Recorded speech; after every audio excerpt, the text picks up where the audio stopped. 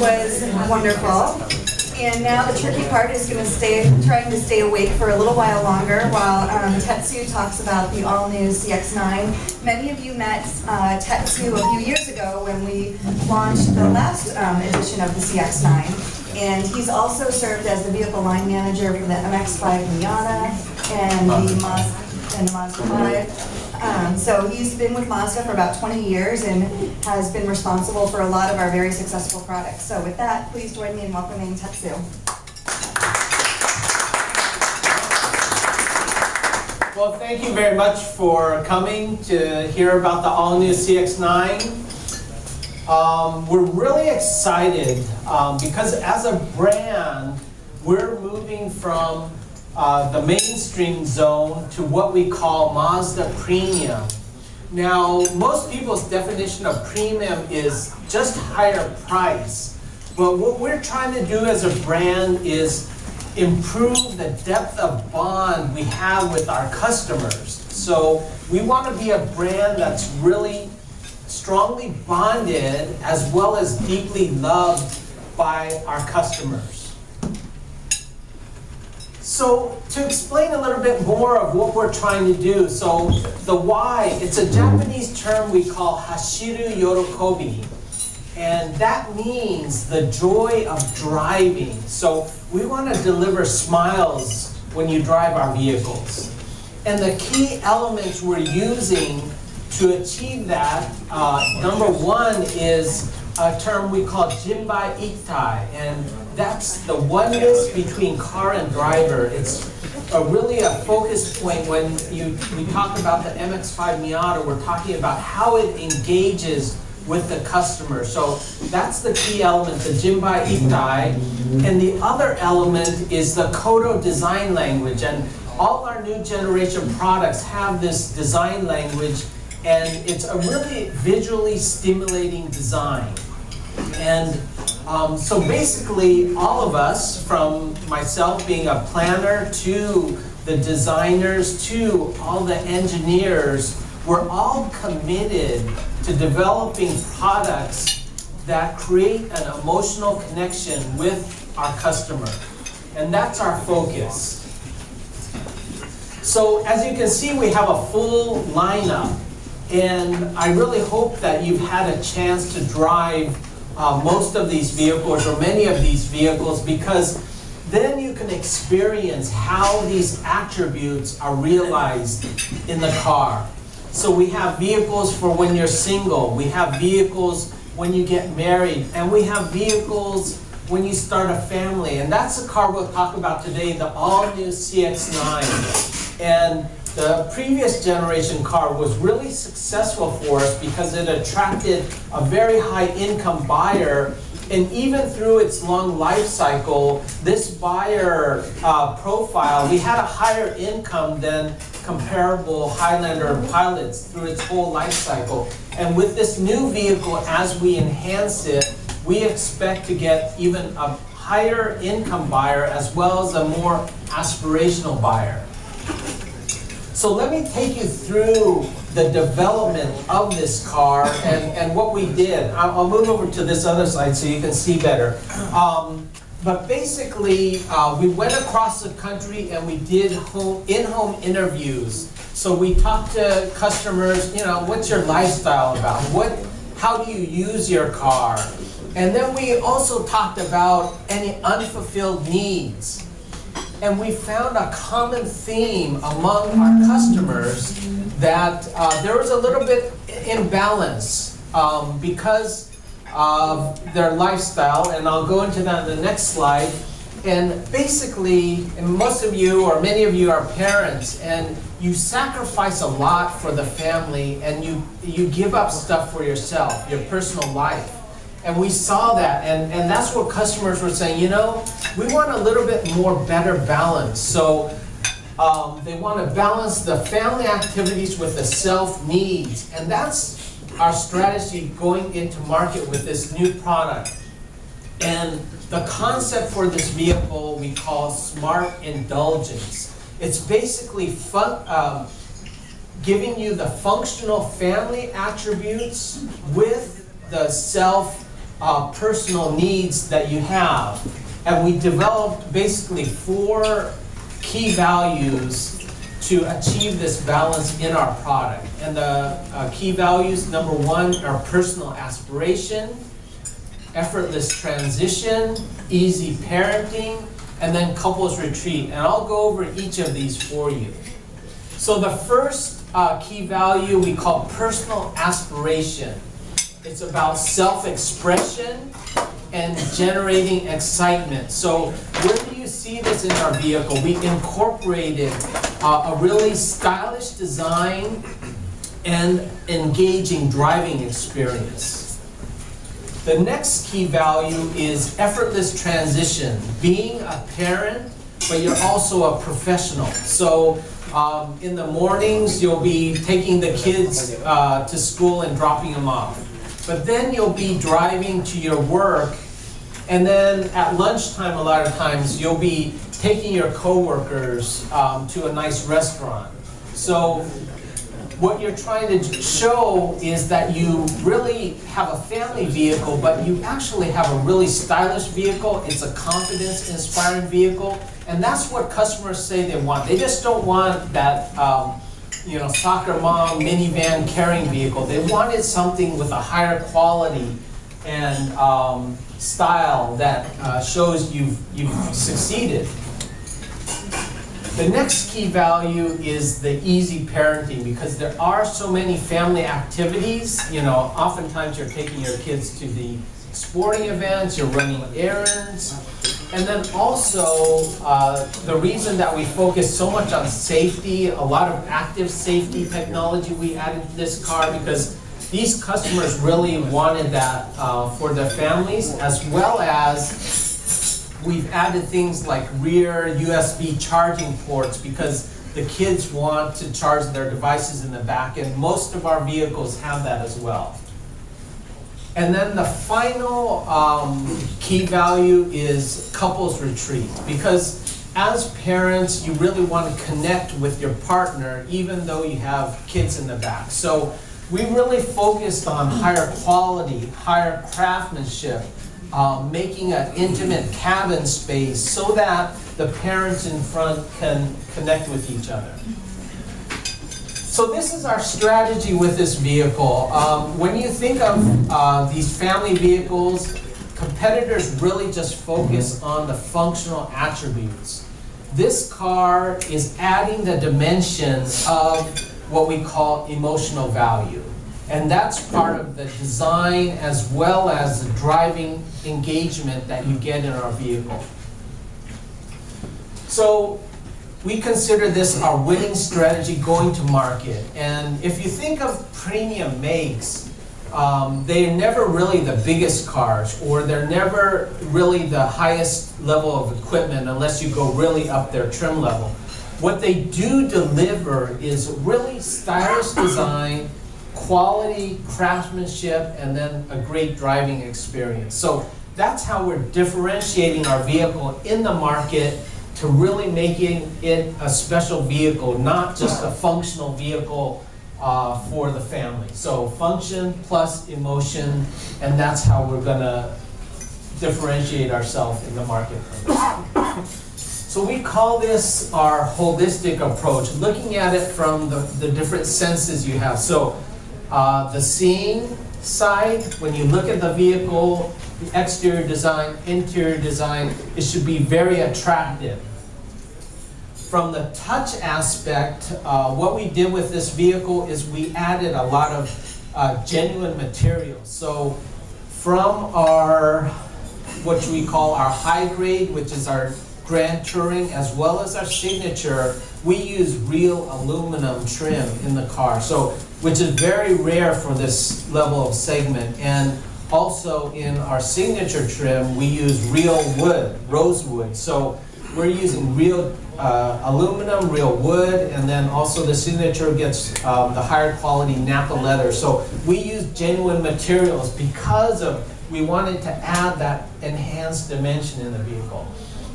And then on the dynamic side, what you hear or what you don't hear, we really focused on NVH. And so Our target in this vehicle is to be best-in-class MVH levels, and because the parents want, you know, a little bit of quieter space inside, so that's what our engineering team delivered. And then from the feeling side, as you know, Mazda, our DNA is to really be engaging drive, and so we believe we've delivered the best-in-class driving dynamics for this segment. So this is what we're looking at as a big picture level. So how this is applied, I want to go over a couple key areas, and I'll start off with our code of design. And this is a design language that we really are proud of, because our customers and I think the press really appreciate how we differentiate with this design language, and it's very visually appealing. So it's a really one pure motion design. We don't try to put a lot of angles in it. It's really an appearance that's really pure, and that's how we're going to market with this vehicle. So with that, I want to bring out a story on the front fascia of this. And it's an interesting story because when our designers were developing this car, their original concept was a really sleek design, front end and rear end. It was like almost like a coupe. So what we did in the development is we went out to affluent neighborhoods in Southern California, and we went to the drop-off scene of these neighborhoods. So what you would see is, the Mercedes GL, you would see the Range Rovers, you would see Cadillac Escalades. And the one thing our designers noticed was all of these vehicles had a very proud face. I mean, they're really prominent grills. And our designers were like, wow, all these high-end affluent customers really appreciated that big grill. And that's how this grill came about, was basically seeing that these customers really wanted a proud face. And so that's how this came about. So kind of interesting story. And so our designers are really proud of that. So, as you can see, we've been talking about quality and craftsmanship, and I think with this image you can really understand the details that we focused on this car. It's really a luxury type interior, and as I mentioned on the GT, this is a picture of the signature. All these pieces here are real aluminum. The pieces around here are rosewood, which is made by this Japanese guitar manufacturer, Fujigen. And each wood piece is hand-selected by this manufacturer. So every car, honestly, actually has a unique panel of wood in their car. And then the leather trim is, again, that higher quality Napa leather. So this is part of the whole experience, and that we're differentiating this vehicle versus our competitors. So then these are the pieces I just mentioned, the real crafted aluminum. And actually I should mention one thing. Let me go back. Okay. In Japan, they're very proud of their swords. If you ever see those samurai movies, what they call the katana. And this is actually part of that inspiration. If you see this, it's kind of like a blade of a Japanese sword. And that was part of the inspiration for that one single piece there. So it's another kind of good story on how that was developed. So, you just mentioned the genuine materials as being part of, bringing up this quality and craftsmanship. And then next, I want to go into the powertrain. Let me get some water, please.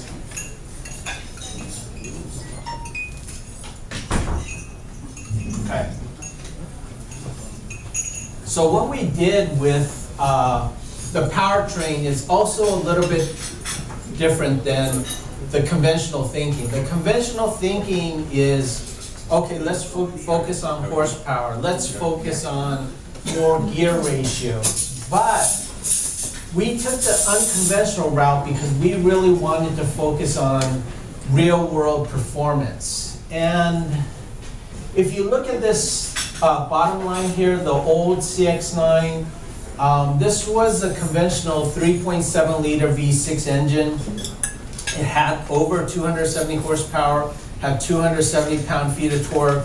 And that's actually a very strong engine, even in today's marketplace. But what we found is there's a better way to deliver performance that meet our customer needs. So, as you can see from this red line, this is a torque curve of our new engine. And it's off of a 2.5 liter i4 turbo engine. And it has 310 pound-feet of torque. So 310 pound-feet of torque is actually the highest torque of any base engine in the segment. So this torque peak also is something very important. The torque peak is at 2,000 RPM. And as you can understand, that means you're really getting a lot of torque right off the line. And it really makes a strong impression, and it's really usable performance. So on the other hand, you may be worried because the torque does trail off after 4,000 RPM. And does that, matter for the customer? So we had our engineering team go out and find out from customers, how do they drive? And these bubbles represent the time that customers use their vehicle. So if you notice, basically above 4,000 RPM, people really don't use that power band, especially when you have an engine with this much torque. So our engineering team went ahead and were convinced this is the right way to go to market, because if you have that much torque down low, the customer is really not going to use that other higher RPM band. So that was one of the strategies with this 2.5. And the other thing, because you have so much torque, many of you have driven some of our competitors that have the 9-speed transmission. Our goal was not to go more speeds, because then you're shifting more. As long as you have enough power in the right gear, you don't want your car to always downshift and change. And when you have a higher torque engine, you don't need to shift a lot, and that's a better experience overall. So that was how this engine was targeted and developed, and you'll have experience to drive this, and we think it's a better way to go to market. Another thing out of all of this is we get the best-in-class fuel economy in the segment. So it's a best combined mileage, and there are some technologies that we added to this to achieve that.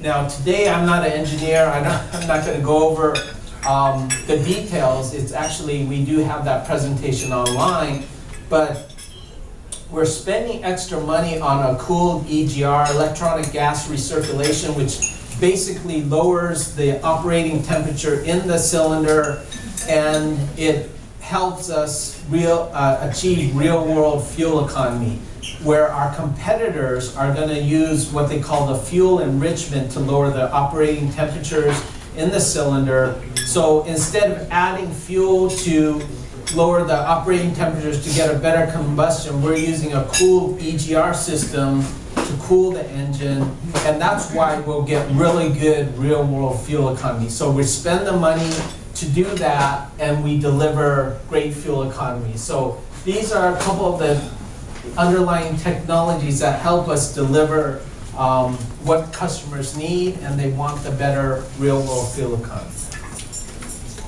Okay, so with that, I want to take you back to the NVH. Again, we're basically best-in-class NVH levels. Although This car is about 250 pounds lighter than our previous generation.